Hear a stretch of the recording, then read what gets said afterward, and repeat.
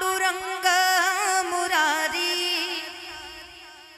कमलनयन हासं गोपिका चित्तहारी प्रगट निकट शोभे रुक्मिणी रम्यवाणी सदय धवलहासं विठ्ठलं चिन्तयामि महायोगपीठे तटे भीमरथ्यां वनं पुण्डलीकाय धातुं मुनीन्द्रे समागत्य तिष्ठं तमानन्दकन्दं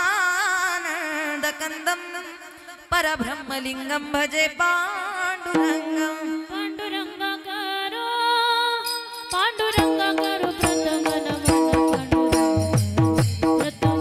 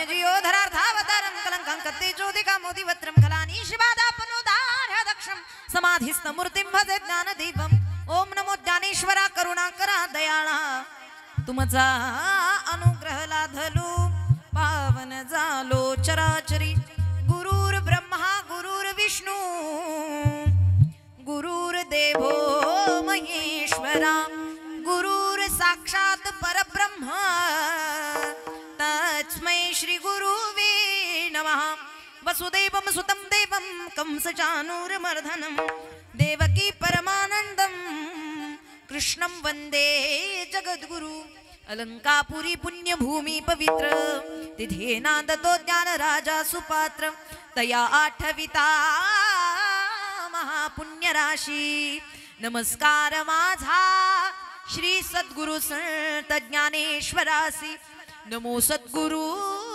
तुकया ज्ञान दीपा नमो सद्गुरु सच्चिदानंद रूपा नमो सद्गुरु भक्त कल्याण मूर्ती नमो सद्गुरु भास्करा पूर्ण कीर्ती जयांचे केली स्मरण होय सकळ विद्येचे अधिकरण तिची वंदू श्री चरण श्री गुरूंचे ते नमस्कारोनी आता मस्तक हे पायावरी मस्तक हे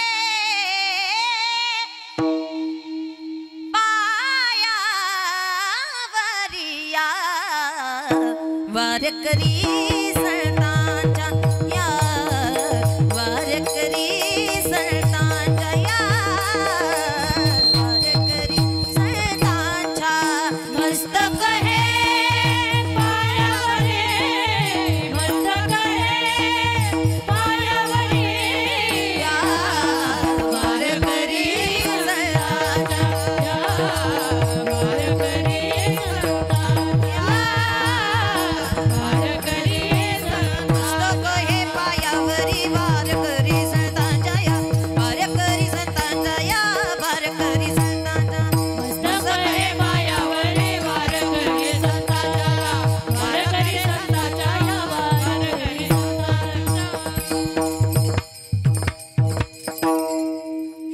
पायाची माथा चरणावरी साष्टांग हे करी दंडवत विठ्ठल विठ्ठल विठ्ठल विठ्ठल विठ्ठल विठ्ठल विठ्ठल विठ्ठल. महिलांना विनंती, तुम्ही मागच्या महिलांना बसायला नंतर जागा पुरवणार नाही, तुम्ही सरकून बसा पुढे. योग संचित क्रियावान भोग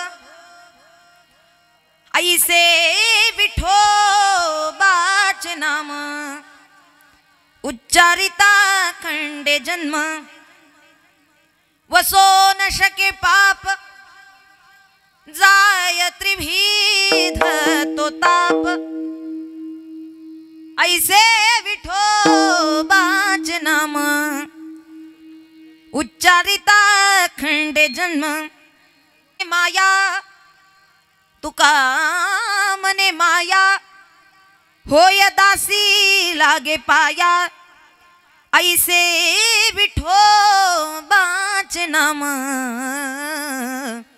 उच्चारिता खंडे जन्म विठ्ठल विठ्ठल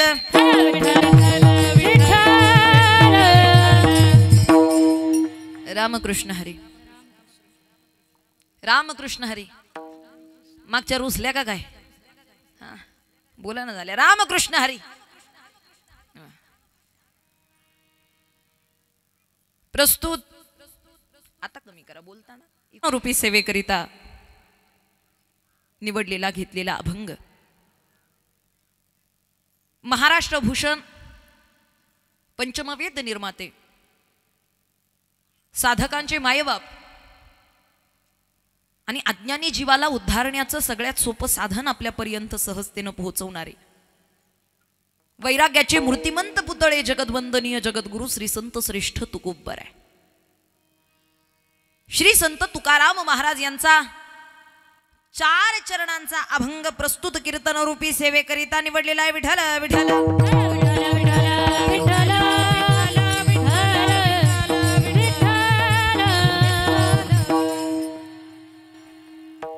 या अभंगाच्या माध्यमातून नाम महात्म्य सांगून नामाच्या साधनानं साधकानं आपल्या जीवनाचा उद्धार कशा प्रकारे करून घ्यायचा आणि काय नामस्मरणाचं महत्त्व आहे आपल्या जीवनाकरिता ते फार या अभंगाच्या माध्यमातून जगद्गुरु तुकोबरायांनी विषित केलेलं आहे. आज या ठिकाणी पुण्यस्मरणाच्या निमित्तानं आपण सर्वजण उपस्थित आहात. रोंगटे कुटुंबाची आई पवित्र पुण्यमाता अखंड सौभाग्यवती कैलासवासी सुमनबाई विठ्ठल रोंगटे या मातेच्या वर्षश्राद्ध म्हणजेच पुण्यस्मरण या निमित्तानं आज रोंगटे कुटुंबाचे आप्तेष्ठ नातेवाईक सखे सोयरे मित्रजन ग्रामस्थ आपल्या सर्वांच्याच अंतःकरणात फार मोठं दुःख आहे. कारण अचानकपणे या आईच्या जाण्याचं कोणती व्याधी नसताना कोणत्याही गोष्टीचा त्रास नसताना अचानकपणे या मातेचं या कुटुंबातून जाणं हे फार फार दुःखदायी आहे. मी म्हणेल जग जावं पण लेकरांची आई कधी लेकरांपासून जाऊ नये. माणूस मोठा झाला तरी सुद्धा आई त्याच्यावरती तेच प्रेम करत राहते. कारण आईचं वात्सल्य आईचं मातृत्व आणि आईची ममता जगात इतर कोणत्याच गोष्टी दिसत नाही. जेवढी ताकद आईच्या अंतःकरणात आहे आपल्या लेकरांसाठी कष्ट करण्याची काही करू शकते. आई मुलांसाठी अपार कष्ट करू शकते. अगदी इतिहास जरी आपण पाहिला तरी हिरकणीची कथा आपल्या सगळ्यांना ज्ञात आहे. काहीही करू शकते ती आई आहे. जेवढी ताकद जगात नाही एकट्या आईच्या हृदयात आहे आपल्या मुलांसाठी कष्ट करण्याची. जेवढं मातृत्व जगात नाही तेवढं मातृत्व आईच्या अंतःकरणात आहे आपल्या लेकरांसाठी. आणि जेवढं वात्सल्य प्रेम ममता जगात नाही तेवढं आईच्या उदरात आहे फक्त आणि फक्त आपल्या लेकरांसाठी. म्हणून तर म्हणतात जगी माऊली सारीखे कोण आहे. आपण जर निरीक्षण करून पाहिलं, आईच्या पेक्षाही सुंदर स्त्रिया जगात दिसतील, पण आईसारखं प्रेम ना आईसारखं कष्ट करणारं जगात दुसरं कोणी नाही. जगी माऊली सारिखे कोण आहे, जिचे जन्मांतरीचे ऋण आहे. असे ऋण आहे जया व्याज नाही, ऋणाविन त्या जीवना साज नाही. आज रोंगटे कुटुंब वर्ष झालं आईला हाक मारत. आल्यानंतर कुटुंबांनी, त्यांच्या पतींनी, त्यांच्या खऱ्या अर्थानं आईचे जे काही कर्म आहे, आज जे काही कष्ट आहे, आज जे काही संस्कार आईनं दिलेत ना, मी म्हणेल आज तसेच्या तसे या कुटुंबामध्ये जिवंत आहेत. अहो, माणूस शरीरानं गेला म्हणजे माणूस संपला असं होत नाही. जळतो तो फक्त देह आहे. माणसाच्या कर्माला, माणसाच्या अस्तित्वाला आपण जाळू शकत नाही. एका वर्षापूर्वी आईचा देह गेला, पण आजही त्या मातेचं कर्म, आजही त्या मातेचे संस्कार या मुलांमध्ये जिवंत पाहायला मिळतात. हा विधी कोण करतं? एवढं मोठं आयोजन करावं, आईच्यासाठी पुण्यस्मरण करावं, कोण करतं? असं कुणी करत नाही. 4-4, 5-5 मुलं असून सुद्धा आईबापाचा विधी होत नाही. अशा संततीला कुलभ्रष्टाचं पाप लागतं, लक्षात ठेवा. पतंती पितरो हेशा. खऱ्या अर्थानं पितरांचं पतन किंबहुना कुलाचंही पतन केलं जातं. पण हे कोण करतं? विधी कोण करतं? दशक्रिया कोण करतं? वर्षश्राद्ध कोण करतं?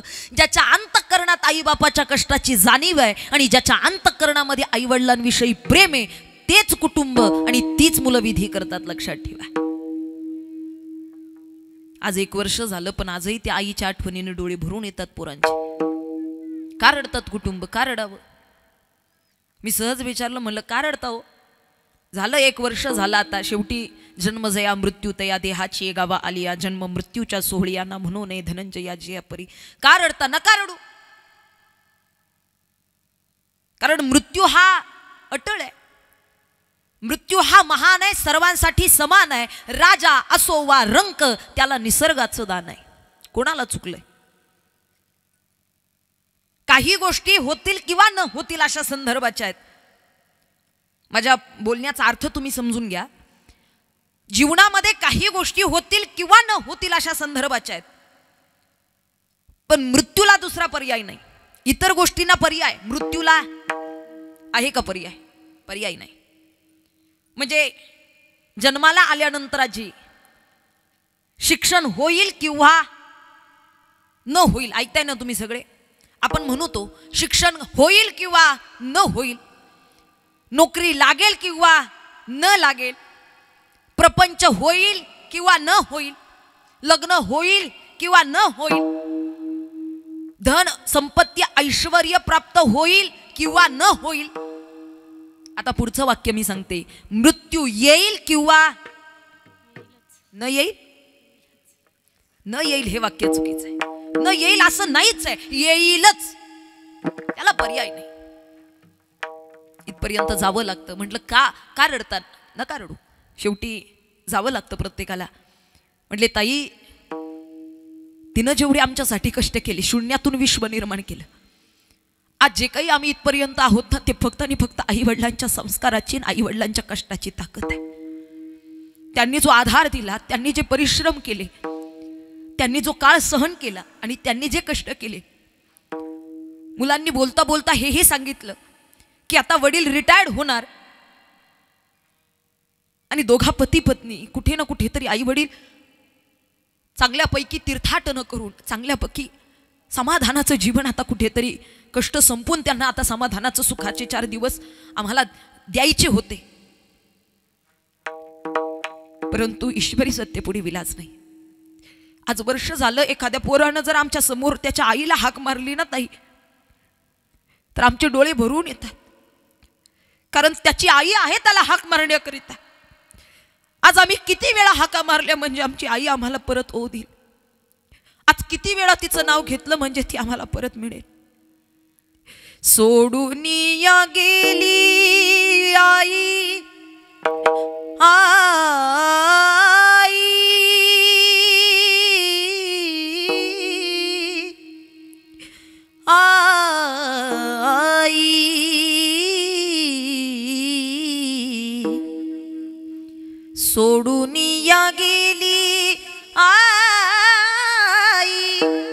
आम्हा लेकरांना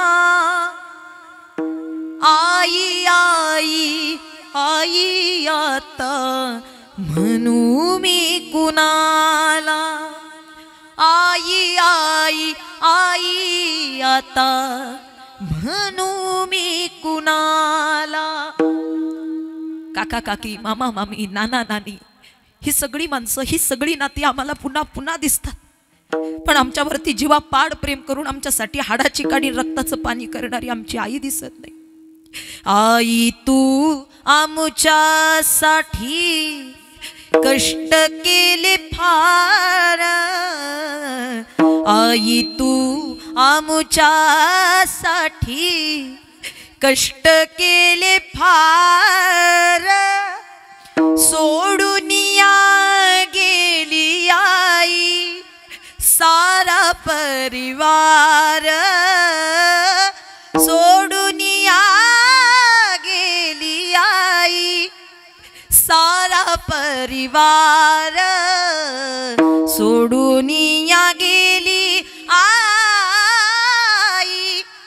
आम्हा लेकरांना आई आई आई आता म्हणू मी कुणाला आई आई आई आता म्हणू मी कुणाला हा प्रश्न पडतो आई कुणाला म्हणावं मी म्हणेल आई कधीच मुलांपासून दूर जात नाही मातेची या चित्ती अवघी बालकाची व्याप्ती खरी अर्थानं आईचा देह नाहीये पण उत्तमची उरे कीर्ती मागे तुका म्हणे एका मरणीची सरी आज जरी देह नसला तरी आईनं केलेलं कर्म आणि आईनं केलेले कष्ट या मुलांपाठीमागे जिवंत आहे आज पालक वर्ग जास्ती उपस्थित आहे आणि त्या अनुषंगानं मी सांगेल आज आपण आपल्या जीवनामध्ये किती ऐश्वर्य संपन्न आहोत जर तुम्हाला स्वतःला निरीक्षण करायचं असेल ना तर आपण किती आपल्या मुलांसाठी पद पैसा कमवलाय इतरांपेक्षा आपल्या पोराला चांगली गाडी घेऊन दिली का इतरांपेक्षा आपल्या पोराला चांगला बंगलो बांधून दिला का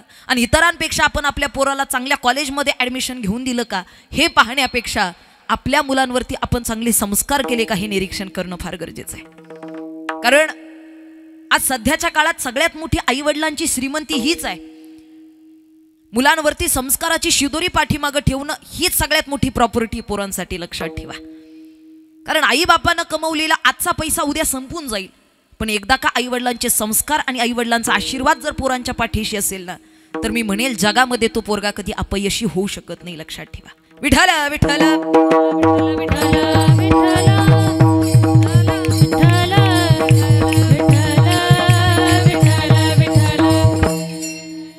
तसेच या कुटुंबानं आईचे संस्कार जिवंत ठेवले 1 वर्षानंतर केला जाणारा हा विधी आणि या विधीमध्ये नामस्मरणाच्या अन्नदानाच्या माध्यमातून या ठिकाणी आपण सर्वजण इथपर्यंत भगवंताची सेवा करतोय तुम्ही जन्माला आल्यानंतर कर्तव्य करा अगर करू नका कर्तृत्व करा अगर करू नका इकडे लक्ष द्या पाठीमागपर्यंत माझा आवाज येतोय का शब्द कळतायत का हे असं तरी करा नाही तर असं तरी करा हो म्हणा नाही म्हणा तुम्ही नुसतं बघत बसली थोडाफार प्रतिसाद आला तर वक्त्याला बोलायला बरं वाटतं जन्माला आल्यानंतर कर्तृत्व करा अगर करू नका तुम्ही काही माना अगर मानू नका पण माणसावरती 3 प्रकारचे ऋण असतातच असतात 3 उपकार माणसावरती असतातच असतात आणि त्या 3 उपकारातून त्या 3 ऋणांमधून आपल्याला आयुष्यभर उतराई होण्याचा प्रयत्न करता आला पाहिजे उतराई होऊ शकत नाही हा भाग वेगळा पण प्रयत्न करत राहणं निश्चितच आपल्या हातामध्ये कोणाचे उपकार आहेत आपल्यावरती पहिला उपकार आहे भगवंताचा आपल्यावरती देवाचा फार मोठा उपकार आहे आजी का जेने हाय जीव दिला दान दयाचे करीन चिंतन जग जीव नारायण गायीन गुणतयाचे जेने हा जीव दिला दान जेने हा जीव दिला दान दयाचे करीन चिंतन दयाचे करीन चिंतन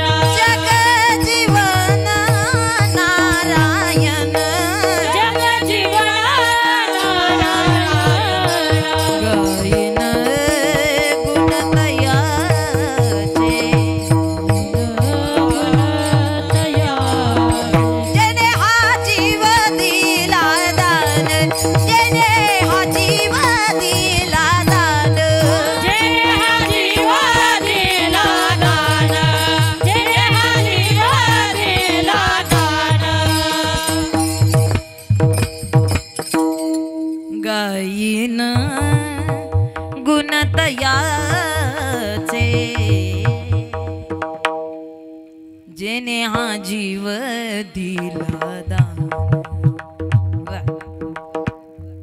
आता त्यांना कळतं ज्यांना स्वर कळतोय, ज्यांना ताल कळतोय. ज्यांना स्वरही कळेना आणि तालही कळेना ते आमच्याकडे असं पाहत बसते नेमकं चाललंय काय. आता काही प्रसंगी मी नेहमी सांगते, कीर्तनात बसलात, कथेला बसलात, हे सत्संगला बसलात, खरा आनंद घ्यायचा असेल थोडा स्वर कळावा, थोडा ताल कळावा, कारण यातून खरा ब्रह्मरस आपल्याला प्राप्त होतो. लक्षात ठेवा, थोडाफार स्वर कळावा, थोडाफार ताल कळावा, आनंद घेता येतो. काही ना स्वरही कळत नाही, तालही कळत नाही, ते उगा असे पाहत बसते. किती चांगल्या रागात गा, ते रागातच पाहते. त्यांना राग कळत नाही म्हणून राग येतो बरं का. हे नेमकं चाललंय काय, आता कळत नाही त्याला करता काय. आणि काही लोकांना काही समजत नाही, ते टाळी नाही, गुणगुणत नाही, प्रतिसाद नाही, हसत नाही, बोलत नाही, डुलत नाही, डोलत नाही, अजिबात नाही. त्यांना कळतच नाही, कोणताच सूर कळत नाही, कोणताच ताल कळत नाही. पण एक ताल मात्र नक्की कळतो, एक स्वर मात्र नक्की कळतो. ज्ञानेश्वर काय उपयोग आहे, तेवढं मात्र ठेक्यानं वाजवते. त्यांना वाटतं कीर्तन, चला घरी. उपयोग नाही. स्वराची, तालाची, किंबहुना या ब्रह्मरसाची आपल्याला खरी अनुभूती घेता येते. चला, भगवंताचा आपल्यावरती फार मोठा उपकार आहे, कारण भगवंतानं आपल्याला जीवदान दिलेलं आहे. दुसरा संतांचा आपल्यावरती उपकार आहे. कृपादान केले संती. लक्षात ठेवा, संतांनी आपल्याला कृपादान केलेलं आहे. मग याबद्दल काय द्यावे त्यासी भावे उतराई ठेवी तो हा पायी जीव थोडा. लक्षात घ्या, संतांनी आपल्यावरती कृपादान केलेलं आहे, कारण अवघडातला परमार्थ सोप्यात करून कोणी सांगितला? संतांनी. कारण प्रत्येक युगामध्ये प्रत्येक भक्ती वेगवेगळी आहे, भक्तीची साधना वेगवेगळी. लक्षात ठेवा, प्रत्येक युगाच्या अनुषंगानं ती साधना संतांनी आपल्याला अगदी सहजतेनं, जसं कलियुगा माझे करावे कीर्तन तेने नारायण देईल भेटी. आणि संतांनी तर अगदी सोपं सांगितलं आपल्याला. तुम्हाला इतर योग या करण्याची गरज नाही, इतर तप करण्याची गरज नाही, कारण कृतयुगामध्ये ध्यान धारणा केल्यानंतर भगवंताची प्राप्ती होती. त्रेताल युगामध्ये योग याग विधीच्या माध्यमातून भगवंताची प्राप्ती व्हायची. द्वापार युगामध्ये भगवंताच्या सेवेनं भगवंताची प्राप्ती व्हायची. आणि कलियुगामध्ये नामस्मरणाच्या माध्यमातून. लक्षात ठेवा, काय सोपे वर्म आम्हा सांगितले संती टाळ दिंडी हाती घेऊनी नाचा समाधीचे सुख सांडावो वाळोनी ऐसा या कीर्तनी ब्रह्मरस. फार सोपं. कठीणातला परमार्थ अगदी सोप्यात सांगितला संतांनी. हे कृपादान आपल्यावरती केलं. आणि तिसरा उपकार आहे आई बापाचा, ज्यांनी आपल्याला हा देहदान केलाय. या तिघांच्या आपल्यावरती उपकार आहेत. लक्षात ठेवा. आणि आजचं पुण्यस्मरण एकाच्या उपकारातून उतराई नाही होत, या तिघांच्याही उपकारातून उतराई होण्याचा प्रयत्न आजच्या पुण्यस्मरणाच्या माध्यमातून केला जातो. विठ्ठल विठ्ठल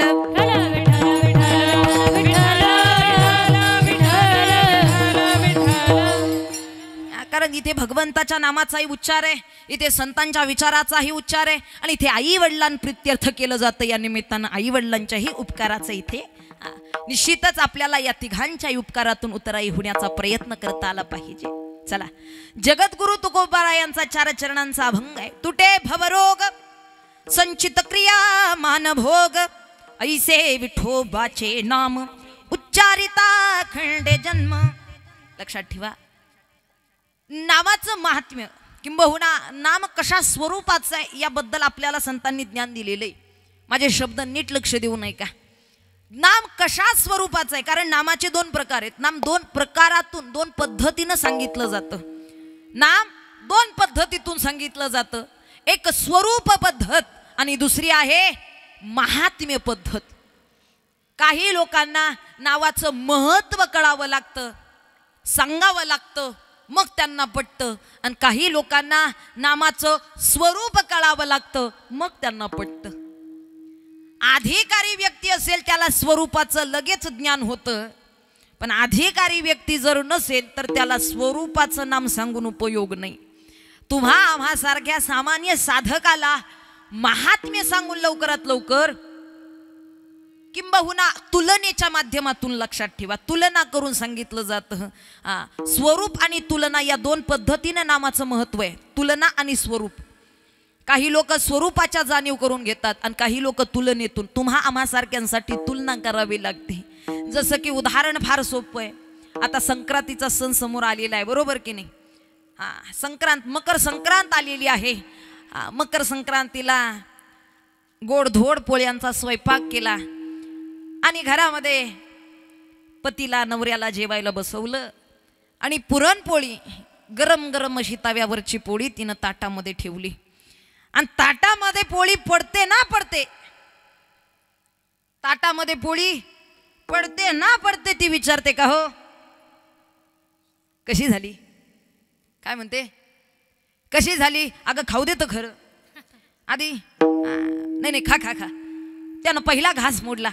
पहिला घास तोंडापर्यंत जातो ना जातो, मागून विचारते कशी झाली?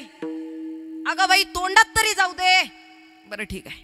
तोंडामध्ये ती पोळी नेली, पहिला घास त्यानं तोंडात ठेवला आणि तोंडात चावतो ना चावतो तेवढ्यात ती म्हणाली कशी झाली?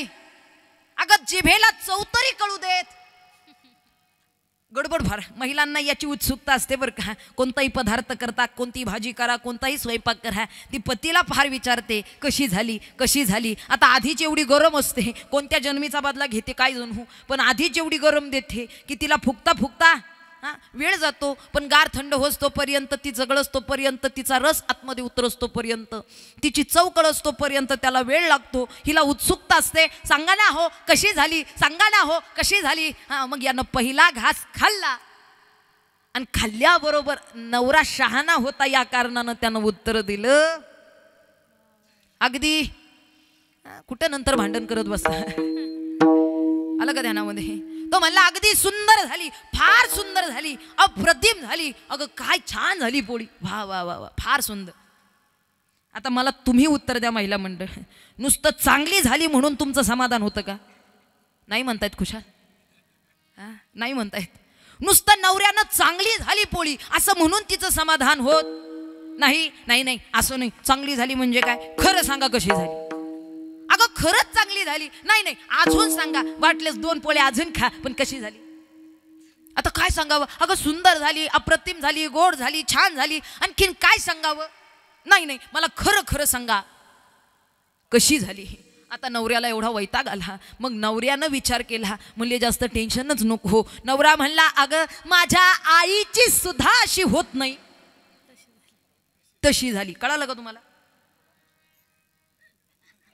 हो म्हणा. नाही माझ्या, आता समाधान झालं का? झालं म्हणतात. अहो मगच समाधान होतं. म्हणजे माझ्या आईची सुद्धा होत नाही तशी. आता तिला पटलं. सांगण्याचं तात्पर्य स्वरूपाची जाणीव नसेल पण तुलनात्मक जर आपल्याला महत्व जर त्या व्यक्तीला दिलं तर तुलनेचं महत्व लक्षात येतं. लक्षात ठेवा, तुलनेचं महत्व लवकर कळतं. विठाल विठाल विठ्ठल विठ्ठल विठ्ठल विठ्ठल अनुषंगाने नामस्मरण 2 प्रकारातून तुम्हा आम्हाला सुद्धा अनेक अनेक माध्यमातून संतांनी या नामस्मरणाचं खरी अर्थानं फायदाही सांगितलाय, महत्वही सांगितलंय, तुलनात्मकही सांगितलंय आणि अशा स्वरूपातून नाम उद्धार करणार आहे. कारण सध्याच्या काळामध्ये एवढी बिझी लाईफ आहे की माणसाला इतर काही साधनं करायला करू नका अशातला भाग नाही, पण वेळ फार कमी आहे. मुळातच क्षणभंगूर नाही भरवसा, वारे सावध थोडा मायाश, काही न कळे मग गळा पडेल फासा पुढे, हुशार थोर आहे ओळसा, राम राम स्मरारी, राम राम स्मरारी, क्षणभंगूर नाही बलबसा, वारे सावध थोडा मायाचा, काही ने हुशार थोर आहे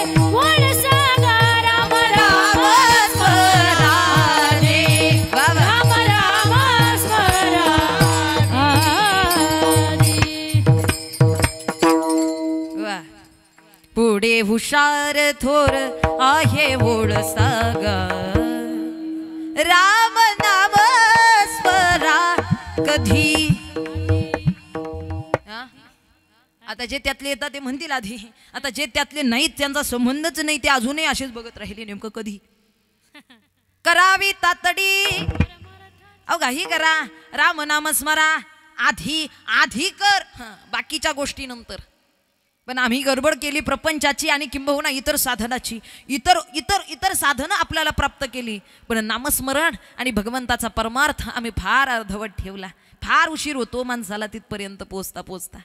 किती महत्वाचं आहे आपल्या जीवनासाठी. जर आपल्याला इथून उद्धारायचं असेल तर ते नामस्मरण काय करतं. अभंगाच्या प्रथम चरणात तुटे भवरोगा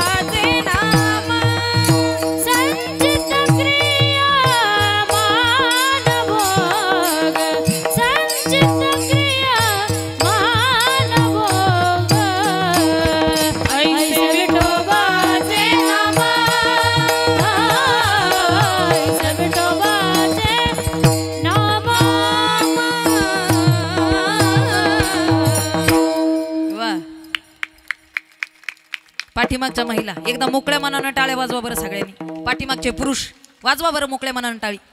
हा वा वा वा. इथं वाजवा म्हटलं तरी वाजवत नाही. हा भवरोग संजित क्रिया मान भोग. संत सांगतात या नामस्मरणाचा काय फायदा आहे. भवरोगापासून सोडतं. काय करतं. भवरोग म्हणजे काय हा शब्द भरपूर वेळा आपण ऐकला, पण आपल्याला याचा अर्थ सहजासहज सांगता आला नाही. आपल्याला व्याधी जडलेली आहे. आता भवरोग आणि इतर रोग काय फरक आहे. रोग म्हटलं की रोगत, मग काय फरक आहे इतर रोगांमध्ये आणि भवरोगामध्ये. मी अधिकच न सांगता एकच सांगेन, बाकीचे रोग जन्माला आल्यानंतर होतात आणि भवरोग जन्माला यायच्या आधीच जोडला जातो. हा मनुष्य देह धारण केला, जन्माला आलात की बाकीचे रोग. डोकं कधी दुखतं. जन्माच्या आधी तर नाही ना. हा नंतर दुखतंय. पोट कधी दुखतं. शेजारच्याचं चांगलं झालं तसं काही नाही ना. तसं काही नाही. जन्माला आल्यानंतर बाकीच्या व्याधी जन्माला आल्यानंतर, पण भवरोग जन्माच्या आधीच आहे. लक्ष देऊ नये का. निश्चितच आपल्याला इथपर्यंत यायचं प्रयोजन झालं की भवरोग जडलाच. जो इथं आला त्याला भवरोग आहेच आहे असा कोणी नाही की ज्याला तो. इतर मनुष्य भरपूर सांगू शकतो आम्ही निरोगी आहोत, आम्हाला कसलाच रोग.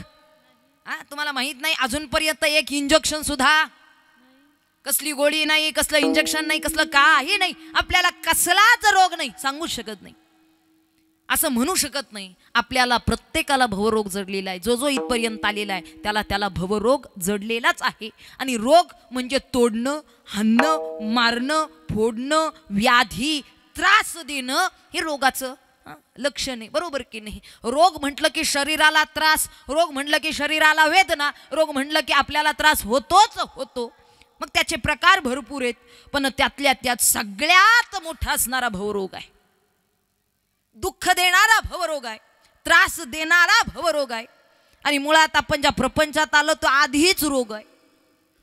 आधीच प्रपंचातही रोग आहे आणि त्यातला हा भवरोग आहे. लक्ष देऊ नाही का. संसाराच्या नावे अवघीच व्यसने. पण आम्ही या कीर्तने शुद्ध झालो. किंबहुना आपण सर्वजण या प्रपंचाकडे पाहिलं तर याच्यामध्ये प्रत्येक गोष्ट दुःखाची आहे. दुःख बांधवडी आहे हा संसार, सुखाचा विचार नाही कोठे. मग यातून जर उद्धारायचं असेल तर आपल्याला काय करणं गरजेचं आहे? संतांनी याचं महत्त्व प्रतिपादन केलं. तुटे भवरोग संचित क्रियमाण भोग. जे काही आपलं प्रारब्ध आहे, जे काही आपलं क्रियमाण आहे, जे काही आपलं संचित आहे, निश्चितच यापासून जर सुटका प्राप्त करायची असेल, इथपर्यंत आल्याचं सार्थक करायचं असेल आणि पुन्हा पुन्हा या गर्भवासाचं दुःख जर नाहीसं करायचं असेल, तर आपल्याला नामस्मरण करणं गरजेचं आहे. काय लागतं का?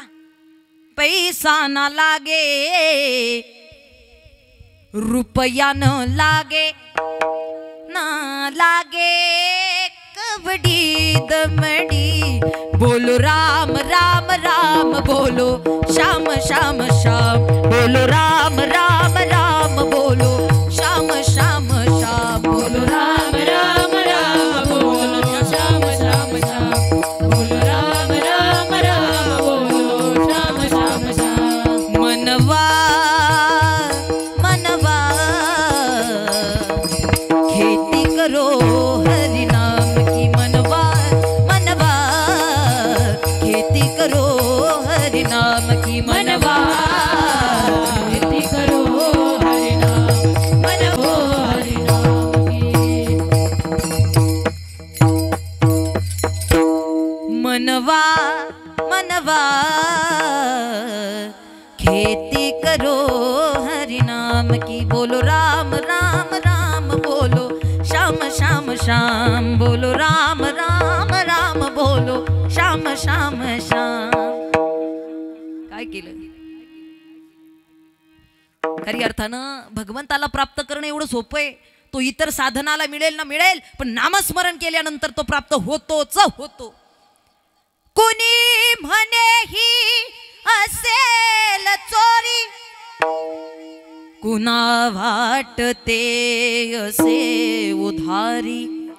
जन्मभरीच्या श्वासा इतुके, जन्मभरीच्या श्वासा इतुके. खर्चियले हरिनाम, खर्चियले हरिनाम. विकत घेतला श्याम, बाई मी विकत घेतला. बाकीचं धन संपत्ती ऐश्वर्य जमीन जायदाद बंगला गाडी कमवण्यात आयुष्य जातं. माझं माझं माझं, मला मला मला, हे मला ते मला, हे माझं. निमित्ताचा धनी केला असे प्राणीन माझे माझे म्हणून व्यर्थ गेला. काय उपयोग आहे? आयुष्यभर ही साधना न करता, हे साधन हातात न घेता आपण आयुष्यभर जर परमार्थाला नावं ठेवत, संत विचाराला नावं ठेवत जीवन जगत असेल. आणि काही माणसं मानतात बरं का, पण त्याचं अवलोकन, त्याचं आचरण करत नाही बरं का. मानतात पण ते तेवढ्या पुरतं तेवढं, ते त्याचं आचरण करत नाही. परमार्थात येतात पण त्याचं आचरण करत नाही. संत सांगतात, बाबांनो, नुसतं ऐकून उपयोग नाही, नुसतं बघून उपयोग नाही, तर हा परमार्थ आचरणात येणं फार महत्त्वाचं आहे. तर तुटे भवरोग. नामस्मरण मुखातून घडणं गरजेचं आहे, तर तुटे भवरोग. एवढंच नाही तर खऱ्या अर्थानं अनेक महत्त्व सांगितलं संतांनी. चला ते पुढे पाहणारच आहोत. पण आपण अहंकाराचा, मीपणाचा, इतर षडविकारांचा वारा सोडून आपण भगवंताच्या चरणांवरती लीन होता आलं पाहिजे माणसाला. कारण सध्याच्या काळामध्ये बिझी लाईफ, मी सुरुवातीला सांगितलं, माणसाला वेळ फार कमी आहे. मग त्यातल्या त्यात आपण भजन जर करत बसलो, काही लोकांना आवडत नाही. काही लोकांना काय ते भजन, काय ते कीर्तन, काय राम राम राम राम राम, काय होतं, काय होतं या सगळ्यानं, काय होतं हे सांगण्यासाठी वाल्ह्या कोळ्याचं उदाहरण तर आहेच आहे. काय काय होत नाही यानं. नामस्मरणानं स्वभाव सुद्धा बदलता येतो.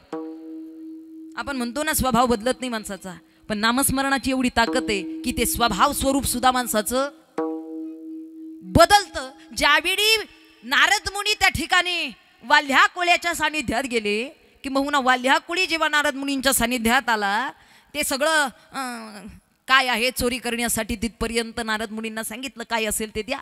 म्हणले आमच्याकडे काही नाही, आम्ही हरिदास आहोत. म्हणले असं कसं, काही नाही कसं काय, काहीतरी असेल तुमच्याकडे. अरे म्हणले बघ तपासून. वाल्ह्या कोळ्यानं सगळं पाहिलं, सगळं चेक केलं, काही सापडलं नाही. म्हणले कोण तुम्ही? म्हणले आम्ही कीर्तनकार. म्हणले तुमच्याकडे सगळे द्या इकडे. तुमच्याकडे नाही म्हणल्यानंतर काय, तुमच्याकडेच आहे, काय असेल ते काढा. अरे बाबा काही नाही. हे काय नामस्मरण देऊ का, काय देऊ का? उपदेश दिला, नामस्मरण दिलं. म्हणले हो तसलं काही जमत नाही. हे कुणासाठी करतो? घरच्यांसाठी करतो. पापाचे सहभागी कोणीच झालं नाही. घरी गेला, सगळ्यांना विचारलं, मुलाबाळांना विचारलं, बायका पुरांना विचारलं, का गं म्हणले तू तर माझी अर्धांगिनी, तू तर माझ्या पापात सहभागी. म्हणले असं जर असतं तर माझ्या वडिलांनी लग्नच केलं नसतं तुमच्याशी, लग्न लावूनच दिलं नसतं. म्हणले नाही माझा काही अधिकार. चला पोरांना विचारलं, म्हणले काय संबंध? आम्ही आमच्या कर्मानं, आम्ही आमच्या प्रारब्धानं आलो, तुमचं पाप तुम्ही भोगा, आमचा काय संबंध. सगळ्यांनी नकार दिला. आणि मग त्या ठिकाणी ज्ञान झालं, मग नामाचं महात्म्य कळालं. आणि तिथपर्यंत आल्यानंतर नाम मुखातच येईना, राम मुखातच येईना. नारद मुनींना हात जोडले, म्हणले महाराज आयुष्यभर एवढं पाप केलं मी की आता राम सुद्धा मुखात येत. म्हणले काय येतंय मुखात? अहो मारणं मर, मर म्हणण्याचीच सवय लागली अगदी. मर मर मरा मरा मरा, मारणं हेच आमच्या डोक्यात, त्यामुळे राम येईना. म्हणले काय येतंय? मरा येतंय. म्हणले मरा मराच म्हण, राम राम म्हणूच नको. काय म्हण? जे येतंय ते म्हण. मरा मरा मरा मरा मरा मरा मरा मरा मरा मरा मरा राम राम राम. बसताना ज्यावेळी समाधीला बसला ना, जेव्हा राम नाम स्मरण करायला बसला तेव्हा वाल्ह्या कोळी होता. पण ज्यावेळी काही वर्षानंतर जेव्हा नारद मुनी आले, वारुळ झालं होतं, आपल्या सगळ्यांना ज्ञात आहे, मी जास्त नाही सांगणार. पण त्यातून जो आवाज येत होता राम राम रामाचा, त्यावेळी वारुळ फोडण्यात आलं. तेव्हा पाहिलं तर काय, तर खऱ्या अर्थानं त्या बसले त्यावेळी दृष्ट प्रवृत्तीचे होते, त्यावेळी राक्षस प्रवृत्तीचे होते, त्यावेळी कोणीतरी डाकू स्वरूपाचे होते. पण ज्यावेळी नारद मुनींनी उठवलं त्यावेळी मात्र ते साधू संत स्वरूपाचे होते. लक्षात ठेवा. नाही लक्षात आलं का? ही ताकद स्वभाव परिवर्तन करण्याची. काय स्वभाव? दृष्ट प्रवृत्तीमध्ये अगदी अज्ञानात ज्ञान प्राप्त करून देणं आणि दृष्ट प्रवृत्तीमध्ये सुद्धा सकाम भाव निर्माण करणं, ही ताकद कशाची आहे? नामस्मरणाची. विठ्ठल विठ्ठल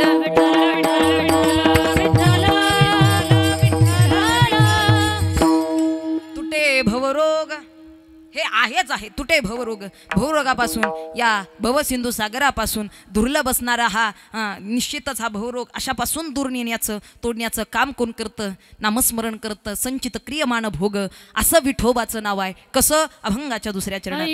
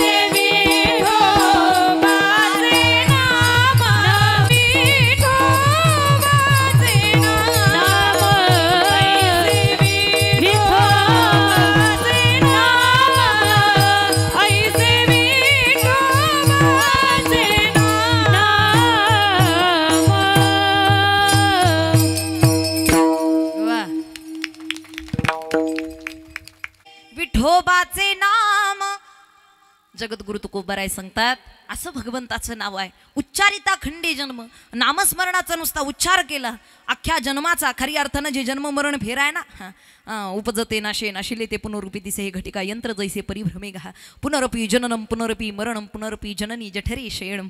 हे जे दुःख आहे ना, दुःख घेणे लागे वासनेच्या संगे. जे काही आपल्याला दुःख गर्भयातनं भोगाव्या लागतात, जे काही दुःख इथपर्यंत होतं ना, ते दुःख खंड करण्याचं काम कोण करतं तर नामस्मरण करतं. ऐसे विठोबाचे नाम. तुम्ही जगाच्या नावाची व्हावा करत असताल. बऱ्याच लोकांना जगाचं नाव चांगलं वाटतं, अमुक अमुक यांचा जय जयकार. अहो हे फार मोठे आहेत, तुम्हाला माहीत नाही. आम्ही यांचे उपासक आहोत, आम्ही यांचे दास आहोत. अहो कोणी कुणाचा दास झाला आणि कोणी कुणाचा उपासक झाला.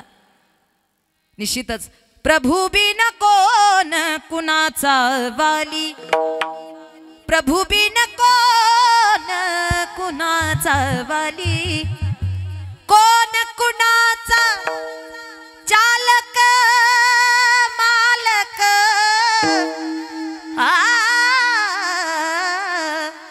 कोण कुणाचा चालक मालक.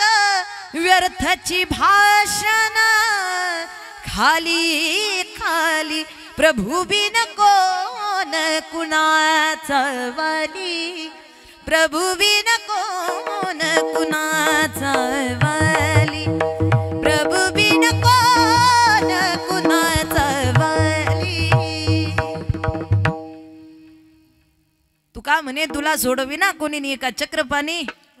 काय जगावरती विश्वास आहे. जगाचं नाव घेतं, देवाच्या नावाचा तिरस्कार करतं. काय जगावरती विश्वास आहे. उद्धारेल आपल्याला जग, तारेल आपल्याला जग. मला एक गोष्टीचं आश्वासन द्या, आपल्याला जग उद्धारू शकतं का. अहो जगात ताकद आहे का. जग आपल्याला तारूही शकत नाही आणि जग आपल्याला मारूही शकत नाही. मारने वाला है भगवान, बचाने वाला है भगवान. बाल न बाका होता जिसका, बाल न बाका होता जिसका, रक्षक दया निधान. मारने वाला है भगवान, बचाने वाला है भगवान. मारने वाला है भगवान, बचाने वाला. जल धल गगन आकाश पवन पर केवल उसकी सत्ता.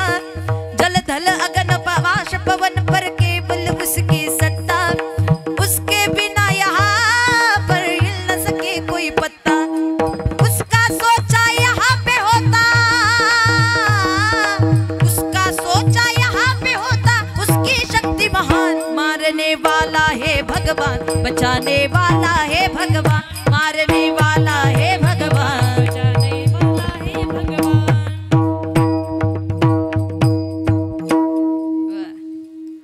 तारणार तोय, उद्धारणारा तोय. तो काही असं स्वतःच्या मनाने नाही करत बरं का. इथपर्यंत प्रारब्ध आहे, इथपर्यंत संचित आहे. त्यामुळे निश्चितच चुकवता येत नाही. इकडे लक्ष देऊ नये का. भोग कुणाला चुकवता येत नाही. प्रत्येकाला या पद्धतीनं कर्मानं प्रारब्धानं जावं लागतं. पण इथपर्यंत याला जर खंड करायचं असेल, थांबवायचं असेल, संपवायचं असेल तर ऐसे विठोबाचे नामस्मरणाची ही ताकद आहे. आपल्याला त्यातून उद्धारता येतं आणि प्रत्येकानं ते नामस्मरण केलं पाहिजे. लक्ष देऊ नये का. आज खरी अर्थानं परमार्थ तुम्ही कोणत्याही स्वरूपानं करा. लक्षात ठेवा, तुम्ही कोणत्याही देवाचं नाव घ्या, कोणत्याही देवाची सेवा करा. आपुला तो एक देव करुणी घ्यावा, येणे विन जीवा सुख नोहे. इथपर्यंत तुम्हाला समाधान आणि सुख प्राप्ती झाली पाहिजे, याकरिता आपण हा परमार्थ करतोय. आणि जगाच्या प्रपंचाच्या विषयांमध्ये खरं सुख नसून परमार्थिक माया जी आहे, परमार्थाची माया आणि प्रपंचाची माया, अशा दोन प्रकारच्या माया आहेत. पण भगवंताची माया ही सुख देणारी आहे आणि प्रपंचाची माया ही दुःख देणारी आहे. पण आपल्याला जर परमार्थिक आनंद शाश्वत स्वरूप सुख प्राप्त करायचं असेल ना, तर आपल्याला देवाचं नामस्मरण करावं लागतं. कारण ही नामाची ताकद आहे. लक्षात ठेवा, नामस्मरणाची ताकद किती मोठी आहे. ऐसे विठोबाचे नाम. कसं विठोबाचं नाम. उच्चारिता खंडे जन्म, खंड करतो जन्माचा. चला, आज खरी अर्थानं या कुटुंबानं आईमधला देव जाणला आणि आई स्वरूप देवाची पूजा या कुटुंबानं केली. कारण इतर तीर्थाटनं, इतर योगयाग, इतर सगळा परमार्थ लोक करतील, पण आई वडिलांच्या सेवेला जर चुकलात, आई वडिलांच्या प्रेमाला जर मुकलात, आई वडिलांच्या आशीर्वादाला जर चुकला, तर मीच काय म्हणेल, संतांनी सुद्धा याचं ज्ञान आपल्याला दिलेले की तो व्यक्ती परमार्थ करून सुद्धा त्या गतीला पोहोचू शकत नाही. का? कारण माय बाप केवळ काशी तिने न जावी तीर्थासी पुंडलिके काय केले परब्रह्म उभे ठेले. एवढंच नाही तर ज्ञानोबारायांनी सुद्धा सांगितलं की आपण आईवडिलांच्या सेवेमध्ये राहिलं पाहिजे. हा, तीर्थक्षेत्रात समान त्यांचं स्वरूप आहे, पण ज्याला कळेल त्याच्यासाठी. अजूनपर्यंत काही लोकांना आईबापाचं महत्त्व कळालं नाही. समाजामध्ये वृद्धाश्रमांची संख्या जी वाढत चाललेली आहे. येणारा काळ इतका भीषण आहे, येणारा काळ इतका निष्ठुर आहे, कारण आत्ताच ती परिस्थिती आपल्या डोळ्यांना दिसतीये. काही दिवसांपूर्वी एक बातमी वाचली, आई वडिलांच्या नावची संपत्ती सगळी पोरांच्या नावावरती पोरांनी करून घेतली. पोरांच्या नावावरती सगळी संपत्ती झाल्याबरोबर दुसऱ्या सेकंदाला आई बापाला घराच्या बाहेर हाकललं. ही आत्ताची घटना आहे बरं का, चालू वस्तुस्थिती ही. आई वडिलांची संपत्ती प्राप्त केली आणि आई बापाला घराच्या बाहेर हाकलून देणारी पिढी याच्या काळात आहे. वडील वारले, किती क्रूरता आणि किती निष्ठुरता निर्माण झाली आहे ती सांगते. वडील वारले आणि वारल्यानंतर वडिलांना अंतविधीकरिता न्यायच्या आधी पोरत कागदपत्र त्या ठिकाणी गोळा करत होती इस्टेटीची, वडिलांचा अंगठा घेण्यासाठी. 2 सेकंदामध्ये, अगदी थोड्या काळामध्ये, अगदी थोड्या वेळेमध्ये, जोपर्यंत या शरीरात चैतन्य तोपर्यंत अंगठा घेण्याचा प्रयत्न पोरांचा चालू होता. वारल्यानंतर सुद्धा अंगठा घेतला इस्टेटीचा. इतकी क्रूरता, इतकी निष्ठुरता आज समाजात निर्माण झालेली. माझी विनंती असेल, आज संस्काराची शिदोरी आपल्या पोरांपर्यंत पोहोचवा. आपल्या धर्माची आणि आपल्या संस्कृतीची जाणीव आपल्या पोरांना करून द्या. थोडा आवाज द्या.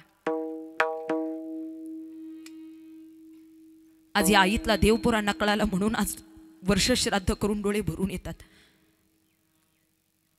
अपार कष्ट केले होते ना. ज्या काळामध्ये काही परिस्थिती नव्हती अगदी खाण्याची सुद्धा, आज एखादा घास भोजन मिळालं तर उद्या मिळेल की नाही एवढ्यापर्यंतची परिस्थिती होती. सध्याच्या काळात सगळं काही माणसाकडे उपलब्ध आहे, साधन आहे, तंत्रज्ञान आहे, विज्ञान आहे, उपकरण आहेत. पण ज्या काळात काही साधनं नव्हती, उपकरणं नव्हती, कष्टाशिवाय पर्याय नव्हता, अशा काळात या माऊलीने जीवन जगावं. स्वतःचं पोट रिकामं ठेवावं आणि पोरांच्या पोटात घास भरावा.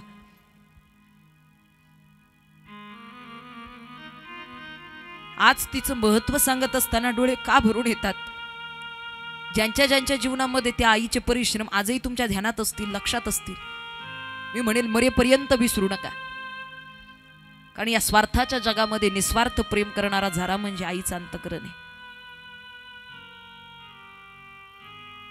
आम्ही सकाळी पहाटे 3 वाजता घर सोडतो.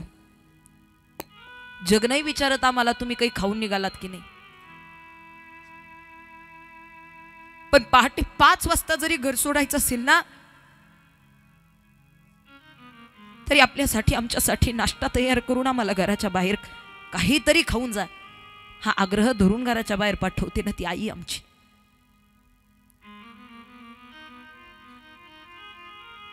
प्रत्येकाला याची जाणीव होत नाही. सध्याच्या काळात फक्त धनाची, इस्टेटीचीच वाटणी नाही केली जात आजी, आता आई बापाची सुद्धा वाटणी केली जाते, लक्षात ठेवा. आई बापांना हाडाची काडी रक्ताचं पाणी करून दोन्ही पोरांना चांगलं वाढवलं. मुलं हुशार होती, शिकली, सवरली, मोठी झाली, जो तो ज्याच्या त्याच्या व्यवसायामध्ये कामाला लागला. पण आता सगळा गावचा कारभार पाहण्यासाठी पोरांना वेळ नाही, शेतीवाडी पाहायला पोरांना वेळ नाही, आई वडिलांकडे लक्ष द्यायला वेळ नाही.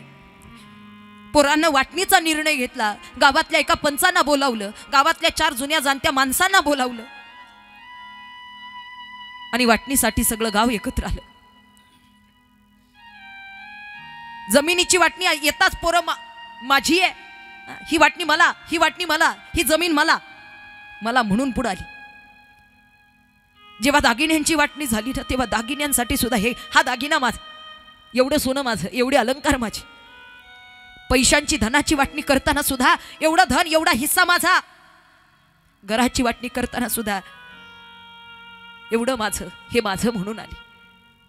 पंचांनी सांगितलं, हे बा, जमिनीची वाटणी सगळ्यांची झाली, घराची वाटणी व्यवस्थित झाली, दागदागिन्यांची वाटणी व्यवस्थित झाली, पैशाची वाटणी व्यवस्थित झाली. आता एकच महत्वाची वाटणी राहिली. कुणाची? आई बापाची. आता खरं खरं सांगा, दोघांपैकी स्वतःहून इच्छा होऊन कोण स्वतःहून त्या ठिकाणी आई बापाला स्वीकारेल? कोण स्वीकारेल? दोन्ही पोरं मागे सरली. पंचांनी सांगितलं, जशी सगळ्याची बराबरची वाटणी झाली तशी आई बापाची सुद्धा बराबर वाटणी झाली पाहिजे. आई बापाची सुद्धा बरोबरची वाटणी झाली पाहिजे. एकानं आईला सांभाळा आणि एकानं वडिलांना सांभाळा. एकानं आईला, एकानं वडिलांना. अरे त्या पती पत्नीनं उभा आयुष्य एकामेकाच्या सुखदुःखात पाहिलं, उभा आयुष्यात येणारी संकट दोघांनी एकत्रित पाहिली. किती मोठं दुःख यावं तरी दोघांनी एकत्रित सहन केलं. पण आज पोरांच्या सुखाकरिता म्हातारपणात शेवटच्या काळामध्ये दोघांना वेगळं व्हावं लागतं. मला वाटतं याच्यासारखं पाप दुसरं कोणतं नाही हो. वेगळं केलं आई बापाला, एकानं आईला, एकानं वडिलांना. काही काळानंतर आई वारली. आई वारल्यानंतर तिचं सर्व दशक्रिया झाला, 13वा झाला. आणि नंतर मात्र पोरांचं भांडण पुन्हा होऊ लागलं. म्हणले, मीच एकट्यानं का वडिलांना सांभाळायचं? वडिलांमध्ये सुद्धा एका वडिलांमध्ये वाटणी करून घेतली. 1 महिना तू सांभाळ आणि 1 महिना तू सांभाळ. बापाला वाटून घेतलं. 1 महिना तू, 1 महिना तू. काही दिवस, काही महिने चांगलं व्यवस्थित सुरू होत, सरळ होतं. पण काही महिन्यानंतर पुन्हा एक पोरगा भांडण घेऊन पंचांकडे आला. ओ पंच, काय वाटणी केली? अरे झालं काय? वाटणी बरोबरची झाली नाही. अरे पण झालं काय? वाटणी चुकीची झाली. अरे झालं काय?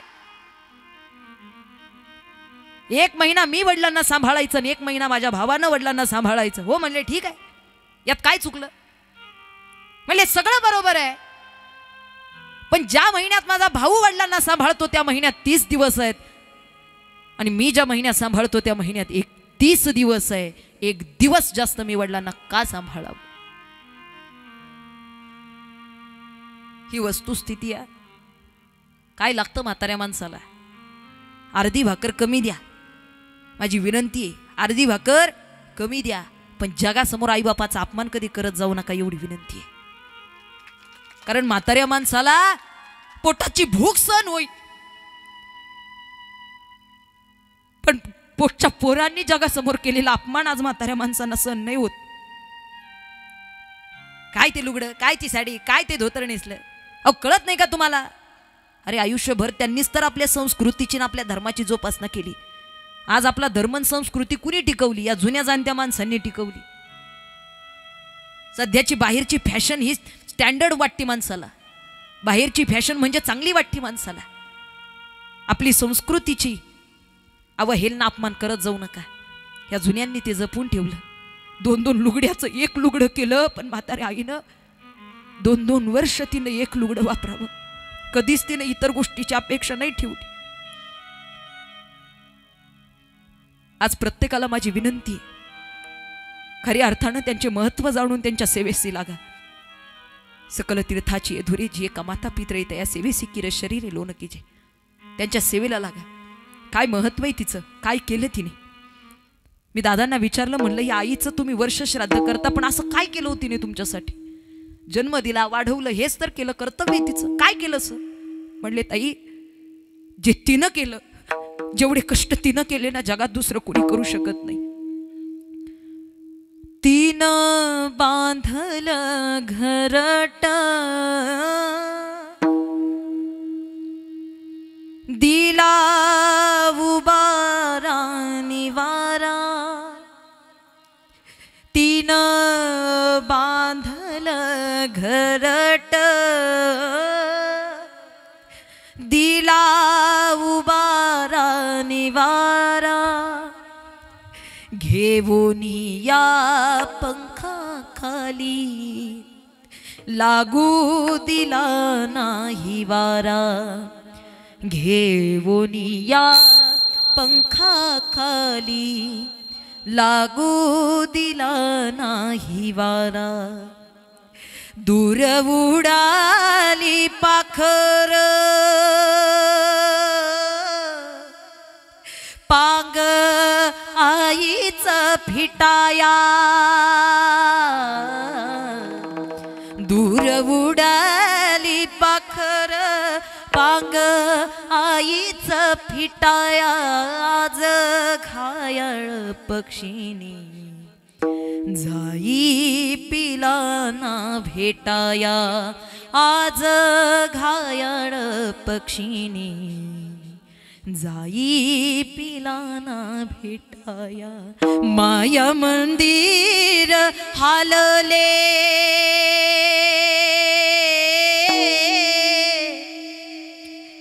लागे कळस फुटाया माया मंदिर हालले लागे कळस फुटाया आज घायाळ पक्षीनी जाई पिलाना भेटाया आज घायाळ पक्षीनी जाई पिलाना भेटाया जाई पिलाना भेटाया जाई पिलाना भेटाया. कोण म्हणतं आई नाही? आज या कुटुंबाला एकच सांगेन, जेव्हा कधी तुम्हाला वाटेल तुमची आई नाही तेव्हा स्वतःला आरशात पहा. स्वतःचं शरीर स्वतःचा देह हा सांगाडा त्या आईच्या एका एका रक्ताच्या एका एका दुधाच्या थेंबापासून निर्माण झालेलं हे शरीर आहे. जोपर्यंत आपण जिवंत आहे तोपर्यंत आपली आई जिवंत आहे. विठ्ठल विठ्ठल विठ्ठल. म्हणून आज खऱ्या अर्थानं फार मोठं दुःख आहे. ईश्वरी सत्य पुढे विलाज नाही. संतांनी आपल्याला या नामचिंतनाच्या माध्यमातून भवरोग कसा तोडतात किंबहुना त्याचं महत्त्व काय याचं प्रतिपादन करून विषय सांगितला. तुटे भवरोग संचित क्रियमाण भोग. एवढंच न करता खऱ्या अर्थानं हे नामस्मरण अजून काय करतं? खऱ्या अर्थानं ते नामस्मरण त्रिविध असणारा ताप. कारण आधी आध्यात्मिक, आधी भौतिक आणि आधी दैविक अशा 3 प्रकारचे ताप आपल्याला जडलेलेच आहेत. आपण त्रिविध तापात आहोत, आपण भवरोगात आहोत. पण यातूनही सुटका करण्याचं काम जर कोण करत असेल तर खऱ्या अर्थानं हे नामस्मरण करतं. ऐसे विठोबाचे नाम वसो न शके पाप ऐसे विठोबाचे नाम त्रिविध तो ताप जाय त्रिविध तो ताप ऐसे विठोबाचे नाम. अशा पद्धतीनं जगद्गुरु तुकोबाराय या 3ऱ्या चरणात सांगतात वसो न शके पाप जाय त्रिविध तो ताप.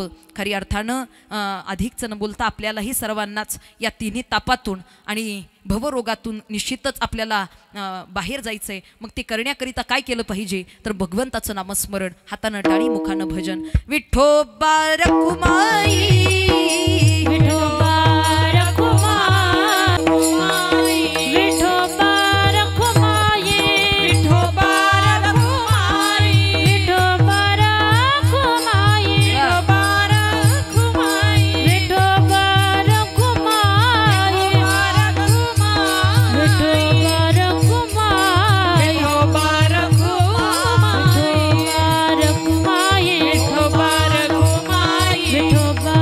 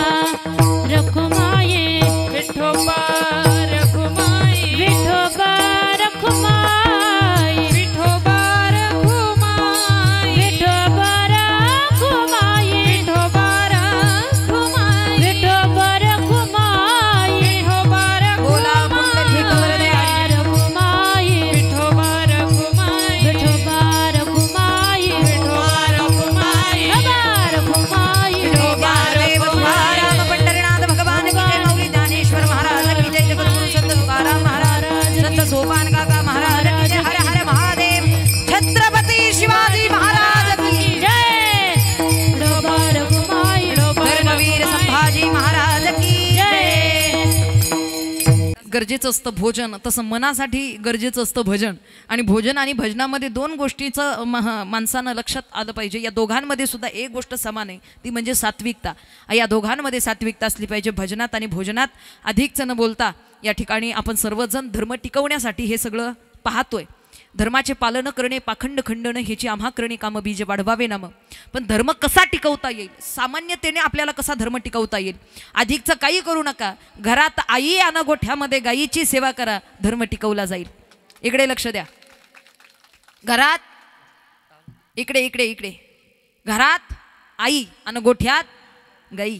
कारण मी स्वतः गोसेवक आहे, या कारणानं तुम्हाला सांगेन, प्रत्येकानं एक तरी खिलार गाई तिची सेवा करा. गावरान गाई म्हणतो ना आपण, ठीक आहे बा, झाला त्यामध्ये आई आणि गोठ्यात गाईची सेवा करा. भोर तालुक्यामध्ये रुक्मिणी खिलार गोशाळा या नावानं आमची वैयक्तिक गोशाळा आहे, ज्या माध्यमातून जातिवंत खिलार गाई आणि जातिवंत मोठ्या मापाचे खिलार वळू बैल त्यांची आम्ही सेवा करतोय. आज मी म्हणेल हे गोमातेचीच कुठेतरी कृपा आहे इथपर्यंत उभा राहण्याची. आणि आई आपल्याला थोड्या काळासाठी दूध देते, पण गाई आपल्याला निरंतर दूध देत असते, लक्षात ठेवा. म्हणून तिचे आपल्यावरती फार मोठे उपकार आहेत. आज जे काही रोग व्याधी माणसाला जडू लागलेत, BP, sugar, diabetes, cancer, paralyse, मला नाही उचकी लागली, टेन्शन घेऊ नका. हे फक्त डेमो आहे. हे आता एवढं प्रमाण वाढलं, हे का ब्लॉकेज होऊ लागलं, कुठेतरी आपण निरीक्षण करा. आणि हे जर चांगलं ठेवायचं असेल, निरोगी ठेवायचं असेल तर गोमातेची सेवा करा. अधिकच न बोलता उपस्थितांच्या चरणी नतमस्तक होते. त्याचबरोबर या ठिकाणी आपल्याला लवकरात लवकर परमार्थ करा, कारण इथे तुझा भरोसा. जग हे कुणाचे सांग भल्या मानसा, असो चूल माती आणि मीठ भाकर, नाम हरीचे मुखी गोड साखर, सोडून दे रे,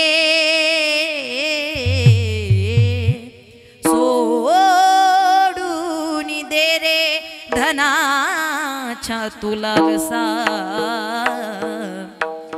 जग हे कुणाचे सांग भल्या मानसा, कधी लागेल रे वेड्या तुला गोडी भंगाची, कधी लागेल रे वेड्या तुला गोडी भंगाची, कधी लागेल रे वेड्या तुला गोडी भंगाची, कधी लागेल रे वेड्या तुला गोडी भंगाची. असे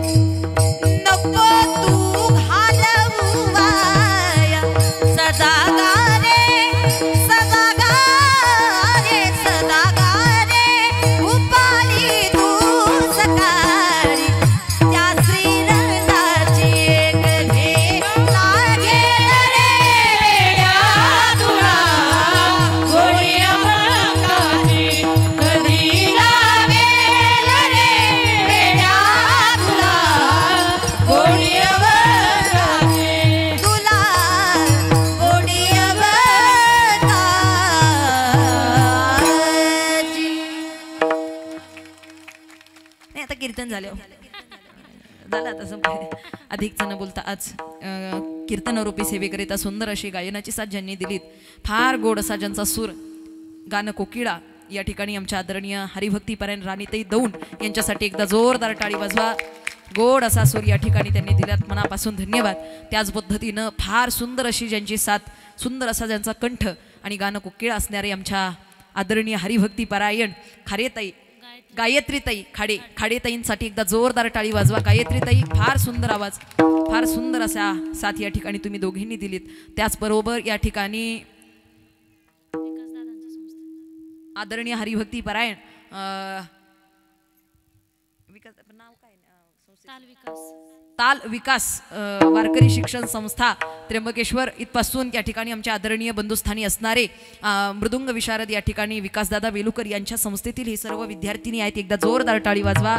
फार सुंदर अशी टाळांची पावलांची साथ या ठिकाणी सर्वच आमच्या भगिनींनी दिलीत. त्याचबरोबर दोन्ही आमच्या सोबदार ताई असतील, फार मनापासून धन्यवाद. आणि खरंच या ठिकाणी त्यांची साथ विनेकरी आजी असतील, हार्मोनियमची तसेच सुरांची साथ या ठिकाणी आदरणीय कैलास महाराजांसाठी सुद्धा जोरदार टाळी वाजवा. मनापासून धन्यवाद. तसेच या ठिकाणी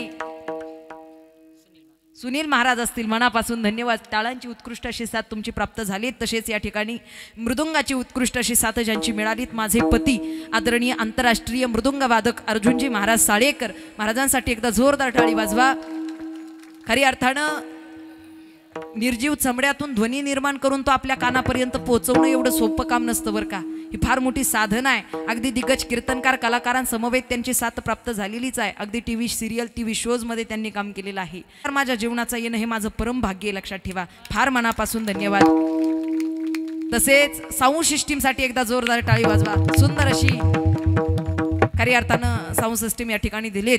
चला अधिकच न बोलता या. त्याचबरोबर बालाजी टीव्ही यूट्यूब चॅनल, मनापासून धन्यवाद. टीव्ही चॅनल मनापासून धन्यवाद दादा. तुमचंही या ठिकाणी तुम्ही हे सर्व चित्रीकरण केलं. आणि आज या ठिकाणी सर्व रोंगटे कुटुंब, रोंगटे कुटुंबाचे आपतेष्ट नातेवाईक, सर्व सखे सोयरे, पवित्र पुण्यमाता अखंड सौभाग्यवती सुमनबाई विठ्ठल रोंगटे मातेच्या जाण्याचं दुःख आज त्यांचे पती. कारण पती हा पत्नीसाठी आणि पत्नी ही पतीसाठी फार मोठा आधार असते जीवनामध्ये, जी गाडीची चाक आपण म्हणत असतो या पद्धतीनं. पण आज पत्नीच्या जाण्याचं दुःख 1 वर्ष झालं त्यांच्यावरती आहे. विठ्ठल भवानी रोंगटे, त्याचबरोबर त्यांची मुलं असतील या ठिकाणी दिनकर विठ्ठल रोंगटे असतील, गणेश विठ्ठल रोंगटे असतील, तसेच त्याचबरोबर रामदास रोंगटे असतील, गणपत रोंगटे असतील, तसेच त्यांचे सासरे भवानी बळी रोंगटे, तसेच दीर देवराम रोंगटे, धोंडीराम रोंगटे, सुरेश पुतणे असतील सुरेश रोंगटे, सर्वच त्यांचं कुटुंब परिवार नातवंड, त्याचबरोबर श्याम रोंगटे सर्व परिवार. जे काही दुःख या कुटुंबाला झालेले ते दुःख सावरण्याची शक्ती परमेश्वर माऊली ज्ञानेश्वर महाराजांनी त्यांना द्यावी अशी ईश्वरचरणी प्रार्थना करते. आणि आज या ठिकाणी उपस्थित सर्व श्रोते माईबाप्पांच्या चरणी नतमस्तक होऊन, तसेच या ठिकाणी धनाजी महाराज असतील, मनापासून धन्यवाद. उपस्थितांच्या चरणी नतमस्तक होऊन सेवेला पूर्णविराम. ज्ञानेश्वर माऊली ज्ञानराज माऊली माऊली ज्ञानेश्वर माऊली ज्ञानराज माऊली तुकाराम माऊली ज्ञानराज माऊली तुकाराम. जगद्गुरु तुकोबारा व्यक्त करतात, खरी अर्थानं त्रिविध ताप घालवण्याचं काम ऐसे विठोबाचे नाम हे करत असतं, नामस्मरण करत असतं. आणि एवढंच न करता अजून नामस्मरणाची ताकद काय, तर नामस्मरणाची खरी ताकद काय, आपल्याला दुःख देणारी प्रापंचिक माया, त्या मायेला दासी बनवण्याचं काम कोण करतं, तर नामस्मरण करतं. शेवटच्या तुका म्हणे माया, तुका म्हणे माया, तुका म्हणे माया, तुका म्हणे माया, तुका म्हणे माया, तुका म्हणे माया.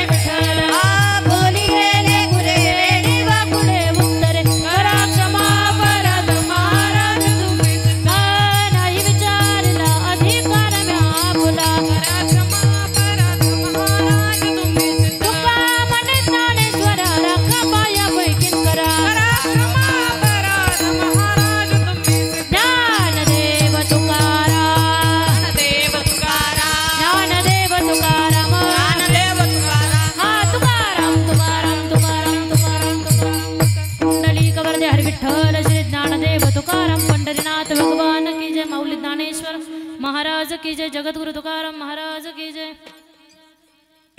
एक वर्षभरापूर्वी या ठिकाणी आमच्या मामी काही सुमनबाई विठ्ठल रोंगटे या ठिकाणी यांचं निधन झालं. यांच्या जाण्याने या ठिकाणी रोंगटे कुटुंबियावर या ठिकाणी जो दुःख कोसळलं या ठिकाणी त्यानिमित्त आज त्यांचा वर्षश्राद्धाचा कार्यक्रम म्हणजे प्रथम पुण्यस्मरण या निमित्त उपस्थित विविध क्षेत्रातील मान्यवर गणगोत्र इष्टमित्र आप्तेष्ट नातेवाईक या ठिकाणी आज या पुण्यस्मरणानिमित्त या ठिकाणी युवा कीर्तनकार प्रबोधनकार या ठिकाणी हबप नेहताई अर्जुन साळेकर भोसले यांनी अतिशय मार्मिक असं उद्बोधन केलं. या ठिकाणी त्यांनी सांगितलं की नाम हे अजरामर असतं आणि नामा परते साधन नाही. जर आपण नाम या ठिकाणी घेतलं तर आपण या संसारातून या ठिकाणी नक्कीच या ठिकाणी मुक्त होऊ शकतो. या ठिकाणी अतिशय सुंदर असं प्रवचन आईची महती या ठिकाणी ताईंनी समजून सांगितली आणि त्यांना साथ देणारे या ठिकाणी त्यांचे पती साळेकर बंधू गायनाचार्य मृदुनाचार्य त्याचबरोबर या ठिकाणी बेलू येथील वारकरी संस्थेतील ज्या मुली अतिशय सुंदर अशी साथ दिली. या ठिकाणी सर्वांचं मी या ठिकाणी आमच्या गुटी खुर्दवाडी व सर्व परिसरातर्फे या ठिकाणी आभार मानतो